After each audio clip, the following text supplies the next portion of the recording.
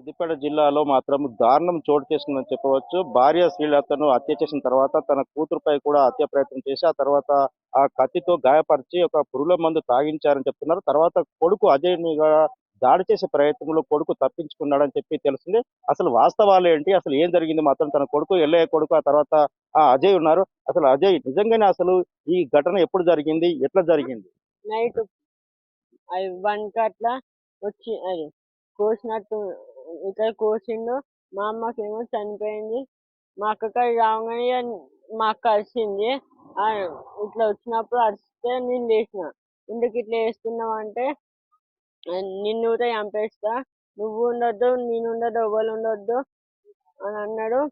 మళ్ళీ నేనేమో ఫోన్ తీసుకొని అందరు చేసినప్పుడు ఇక మా అక్కని ఇట్లా ఇక్కడ కొట్టిండు. దేంతో కొట్టిండు అజయ్? అసలు నిజంగానే ఎందుకు ఘర్షణ దారితీసింది? ఏమో తెలియదు అదే.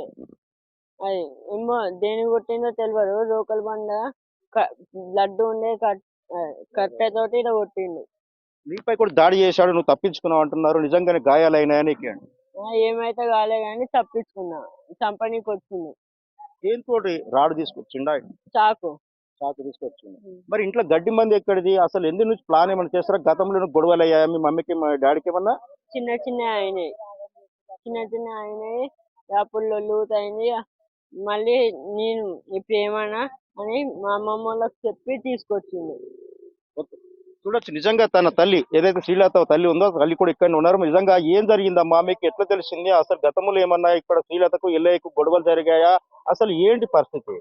నాకు తెలియదు సార్. నేను ఇంటికాడ పెక్కంటికాడ సారు. నాకు ఏం ముచ్చట తెలియదు.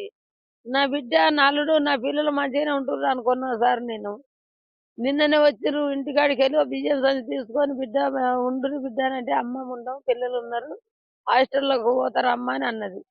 అయిందని బిడ్డ ఇక పోని బిడ్డ అని ఓ బియ్యం సంచి 50 కిలోల బియ్యం సంచి నా బిడ్డ గుంజుకొచ్చి బండి మీద వేసింది. బండి మీద వేసి తీసుకొని వచ్చిండు. నా బిడ్డ నీ కర్మం చేసిండు సారు. నాకు ఆడు అల్లుడు కాదు సారు, మీ అత్తలే కాదు. నా బిడ్డ పోయింది, నా మనరాలు పోతుంది. నా ఒక్క పొలగాని ఉంటే నేను ఎట్లన్నా చదివించుకుంటున్నాను అని కూడా పెట్టి చంపాలి సార్. ఆడొద్దు నా పిల్లలు. గతంలో ఎప్పుడైనా గొడవలు జరిగాయా? పంచాయతీ నిర్వహించారా? పోలీస్ స్టేషన్కి వెళ్ళారా మీరు? నేను ఎక్కడ స్టేషన్ పోలేదు సారు. నేను ఎవరికి ఏ స్టేషన్ పెట్టలే. నా బిడ్డని తిట్టినా కొట్టినా అట్లా కాదు బిడ్డకి ఇట్లా అని నా బిడ్డకి చెప్పేది. నాలుగుని సమాధానం చెప్పదు, నా బిడ్డకి చెప్పదు. నేను ఎక్కడ స్టేషన్ పెట్టలే.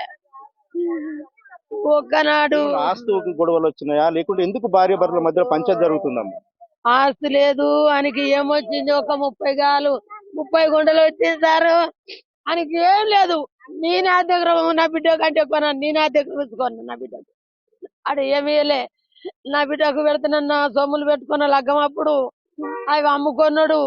మళ్ళా నా బిడ్డకి ఎట్లా అని 3 తులాలన్నర గొలుసు చేయించిన నా బిడ్డకు ఏం లేకుంటున్నదని.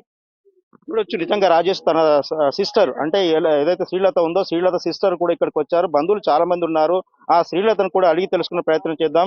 అసలు మీ చెల్లె ఎప్పుడు చనిపోయిందని మీకు ఎలా తెలిసిందమ్మా? అసలు ఏమైనా గొడవలు జరుగుతున్నాయి? చెప్పిస్తారు. అలా బావ కొడుకే ఫోన్ చేసిండు. మా చెల్లెళ్ళ బావ కొడుకు చనిపోయింది. చెల్లె పిన్ని చనిపోయింది. చెల్లెను తలకాయ వలగొట్టిండు, హాస్పిటల్ వేసినాం రారని ఫోన్ చేసిండు. హైదరాబాద్ నుంచి వచ్చినాం సార్ మేము. మా చెల్లెని ఇదే మాకు ఏది జరిగింది మాకు తెలియదు. ఇక హైదరాబాద్ ఉంటాం మేము. మా చెల్లెని చంపిండు. మళ్ళీ పిల్లగాని మీద పోతే పిల్లగాడు తప్పించుకున్నాడట. అయితే ఉంచొద్దు సార్, అని ఉంచొద్దు అని చంపేయాలి. లేకపోతే బయటకు మాకు వెళ్ళగొట్టుడు, మేము మా చెల్లెతో పటాన్ని పెడతాం. వాడు కంటి కనబడొద్దు. ఇక ఏం లేదు సార్, మా చెల్లె మీద తాడు బీడు అన్ని అమ్ముకున్నా లంచోడికి ఇక్కడిని చిత్తి పెట్టుండో ఒలి పెట్టుకున్నాడో యువతికి చేసుకున్నాడో మా చెల్లెని కాని కష్టం చేపించిండు. బాయిల పని తీసుకుపోయిండు, అన్ని పనులు చేపించిండు. మా చెల్లెను ఇట్లా చూడబండి పెట్టిండు, అన్ని చేసిండు. కూరగాయలు అమ్మిపించిండు, పతక్కడి చేపించిన. మేమేం తప్పుడు చేయలే. మా చెల్లెకి ఆపరేషన్ అయ్యి ఇప్పుడు సంవత్సరం అవుతుంది గర్భసంచి ఆపరేషన్ అయ్యి. ఆ పైసలు చూస్తే మా అమ్మ సగం నేను సగం పెట్టుకొని ఆపరేషన్ చేపించిన. ఇన్నే మా చెల్లె కాని కష్టాలు వచ్చింది, మాకేం చెప్పలేదు. గతంలో గొడవలు జరిగాయా? మీరు ఎప్పుడైనా గొడవలు? చిన్న చిన్న గొడవలు అవుతున్నాయి. మేము సపడాకనే ఉన్నాం, భార్య భర్తలు కదా, చిన్న గొడవలు అవుతాయి అని మేము గమ్మునే ఊక్కున్నాం. మా మేనత్త కొడుకు కదా అని సమాధానం చెప్పి తోలిచ్చినాం. పెద్ద మనుషులు చూస్తే పోంతి ఉండూరోళ్ళని అలా ఎక్కడో ఊరైతే మా ఊరికి తీసుకొచ్చి చిన్నప్పుడు వాళ్ళ అయ్య చచ్చిపోతే మా అయ్యలేదు అది పెద్ద చేసి మా పెద్ద బాబు బిడ్డను ఒక్క ఆయనకి ఇచ్చినాం, మా చెల్లెని ఒక్క ఆయనకి ఇచ్చినాం. ఇట్లా రాత్రి నుంచి తర్వాత కూడా తాను కూడా నిజంగానే చూస్తే రాజేష్ మనం చూడొచ్చు ఒక ప్లాన్ ప్రకారంగానే రాత్రి ఇంటికి వచ్చిన తర్వాత అందరూ నిద్రలో ఉన్న సమయంలో మాత్రమే ఈ ఘటన చోటు చేసుకుందని చెప్పి తెలుసు. దీంతో పాటు నిజంగా అమ్మా మీకు ఎల్ల ఏమవుతారో శ్రీలత ఏమవుతారు ఏంటి పరిస్థితి? వీళ్ళతో మా పిన్ని, మా అమ్మ వాళ్ళ చెల్లి, అతను మా బాబాయ్. మేము హైదరాబాద్ లో ఉంటాము. అసలు ఏం గొడవ అయిందో ఏందో తెలియదు. మాకు నైట్ 3:30 అట్లా ఫోన్ వచ్చింది. వాళ్ళ అన్న కొడుకు ఫోన్ చేసిండు, ఇట్లా పిన్నిని చంపేసిండు, చెల్లెని తలపైన కొట్టిండు, గడ్డి మందు పోసిండు, ఆమె గ్యారంటీ లేదు, పిన్ని అయితే చచ్చిపోయిందని ఫోన్ చేసిండు. ఇమ్మీడియట్ గా మేము ఇక్కడికి వచ్చినాం సార్. వాళ్ళ మధ్యలో గొడవ ఏమైందో మాకు తెలియాలి.